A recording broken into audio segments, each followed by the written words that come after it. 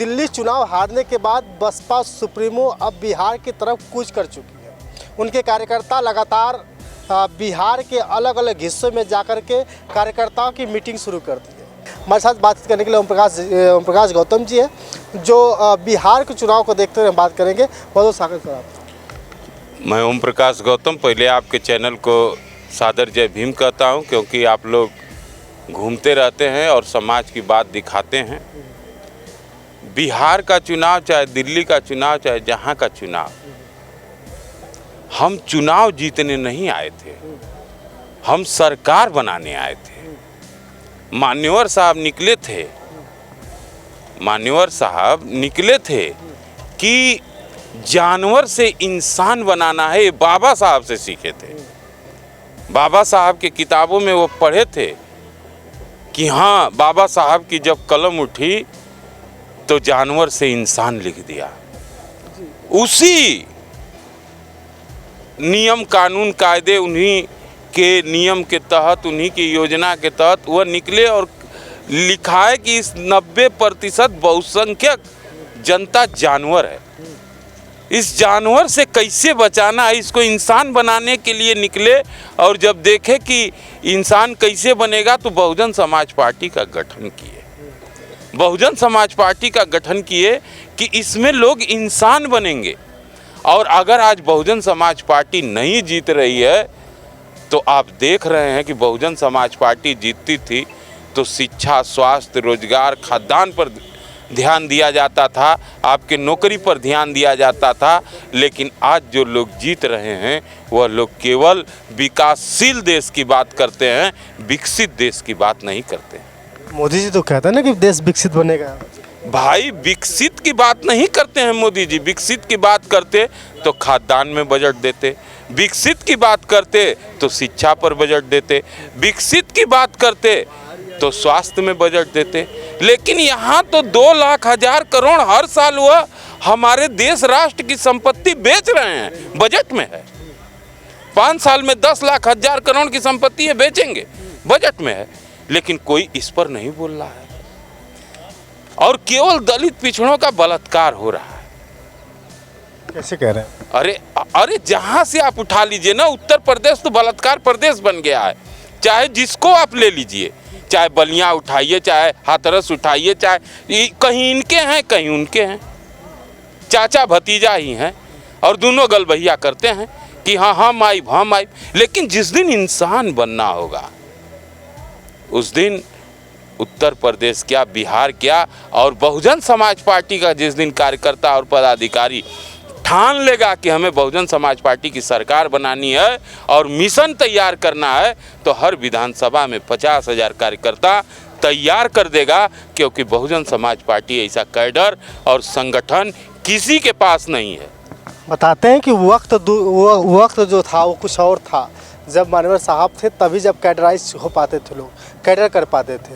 आज जिस समय 4 बार उत्तर प्रदेश की मुख्यमंत्री मर्दी है बहन कुमारी मायावती जी, उस समय सभी लोग एक साथ थे। निषाद एक साथ थे, राजभर जी एक साथ थे, अलग अलग जितने भी जाति समाज के लोग हैं जिनको मान्यवर साहब जोड़ने का प्रयास किए, तब जाकर के 4 बार सरकार बनती है। अब तो सब फूट गए। टूटने का नतीजा क्या है आप देख लीजिए। टूटने का नतीजा है कि कहीं राजभर चलाता था, कहीं बिंद चलाता था, कहीं मल्लाह चलाता था सरकार। आज कौन लोग चला रहे हैं?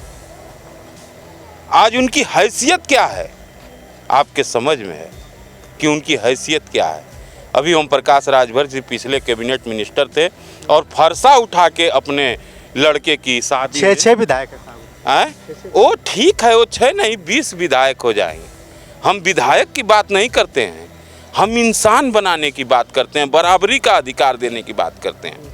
बहुजन समाज पार्टी की सरकार थी तो 5 पास सफाई कर्मचारी की भर्ती हुई। अगर दम है किसी के पास तो वह शिक्षा, या तो भारत में जितने भी खाली जगह हैं, या नया कुछ करके और नौकरी भर दे। अभी आप देखिए जितने ठेकेदारी पर हैं या नगर पालिका में हैं या आउटसोर्सिंग पर हैं, उनका 3-3 महीने का तनख्वाह रोका गया।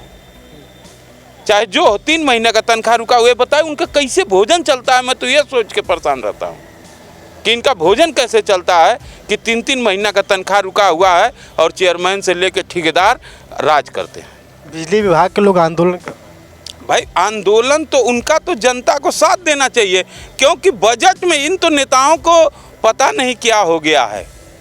इन नेताओं को पता नहीं क्या हो गया है कि अब तक कोई आंदोलन नहीं हुआ कि देश की राष्ट्र की संपत्ति बेची जा रही है प्राइवेटकरण के नाम पर।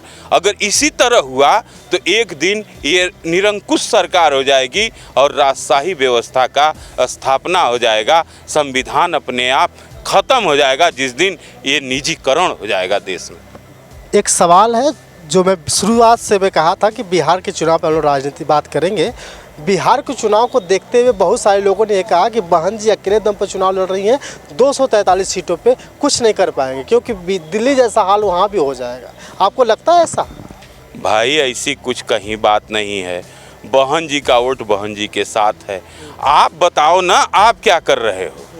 तुम कैसे हराओगे? हम तो हराने का स्कीम तैयार करके चले हैं कि एक विधानसभा में 50,000 कार्यकर्ता बना के इनका मुंह तोड़ जवाब देंगे हर विधानसभा में, चाहे बिहार हो चाहे उत्तर प्रदेश हो। जनता कहती है कि जब तक गठबंधन नहीं करेंगे बहन जी तब तक कुछ नहीं होना। जनता जरूर इस बात को कहती है, लेकिन जनता ये देखती रही है कि जितने लोग गठबंधन में थे वह लोग गठबंधन को चलाना नहीं चाहे वो भाजपा हो चाहे आज माननीय अखिलेश यादव जी हो।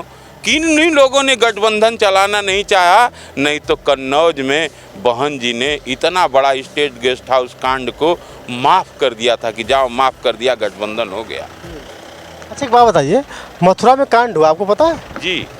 उसमें एक नेता हैं चंद्रशेखर आज़ाद, जाते हैं उनके ऊपर पथराव हो जाता है और सवाल ये है कि वो भी तो बहुजन समाज के लड़के थे, वो भी तो बहुजन समाज के नेता थे, तो बहन जी ने उसके पक्ष में कोई ट्वीट नहीं। भाई वहाँ पे प्रदेश अध्यक्ष बहुजन समाज पार्टी के विश्वनाथ पाल गए थे, वहाँ पे सभी लोग गिरफ्तार हो गए अपराधी। वहाँ पे सारी चीज़ बहन जी के निगाह में है। अब यह हाईलाइट होने के लिए ऐसा कुछ कर रहे हैं तो क्या किया जाए? हाईलाइट होने के लिए अब हमें तो लगता है यही, क्योंकि लोग कहते हैं कि बहन जी से मिल नहीं पाते हैं, फ़ोन करते हैं, ये करते हैं। जिस दिन हमको मन करेगा मिल लूँगा। बहन जी ने कहा था कि 2025 के बाद मिलना, और देखिएगा जिस दिन मेरी इच्छा होगी उस दिन जाऊँगा, मिल लूँगा। अपने आप पद रहेगा और उसी तरह बिना पद का भी मैं बहुजन समाज पार्टी में काम करता हूँ। चंद्रशेखर आज़ाद जी हाईलाइट होने के लिए बस ये भाई हम भी उन पर ये जो चीज़ हुआ ये तकलीफ़ है कि माननीय सांसद जी हैं, माननीय सांसद हैं, यह हमको नहीं तकलीफ है। ये तो शर्म के मारे सांसदों को डूब के मर जाना चाहिए कि एक सांसद के साथ हो गया, लेकिन वो भी समझते हैं कि कहीं ना कहीं हाईलाइट का ड्रामा है। नहीं तो ये तो संसद भवन में ये तो मानहानि का दावा होना चाहिए कि हमारे संसद पर होना चाहिए। ये तो प्रधानमंत्री को मुद्दा है, हमारे जैसे अदना सा। बहन जी भी तो नेता है, दलितों की पिछड़ों के नेता। भाई बहन जी दलितों की नेता है। बहन जी को मान्यवर साहब, उनके साथ में तो बहुत सारे नेता। बहन जी को मान्यवर साहब ने एक आदेश देकर गया है कि हमें जानवरों से इंसान बनाने के लिए बहुजन समाज पार्टी में जो भी आएगा उसे लेना है और उसे हक अधिकार देना है, और हक अधिकार बहन जी ने दिया था। चाहे जो भी चीज़ में आप देख लीजिए। तो बहन जी को नहीं कुछ करना चाहिए था, उसके बारे में टिप्पणी नहीं करनी चाहिए थी, बात नहीं करनी चाहिए थी, क्योंकि जो उसमें घायल लोग बता रहे हैं वो दलित समाज से। अरे भाई हम ये नहीं कह रहे हैं कि घायल नहीं है या ये नहीं है या बहन जी को टिप्पणी नहीं करना चाहिए। जब बहने जी पर आशा कर रहे हैं तो बहुजन समाज पार्टी का झंडा क्यों नहीं लगा के गए? बहुजन समाज पार्टी का झंडा लगा के प्रदेश अध्यक्ष से लेके 1000 आदमी 500 आदमी गए, क्यों नहीं उस पर लाठी डंडा चल गया? क्यों आप वहीं पर चला? इसका मतलब कहीं ना कहीं आप में कोई ना कोई ज़रूर कमी है।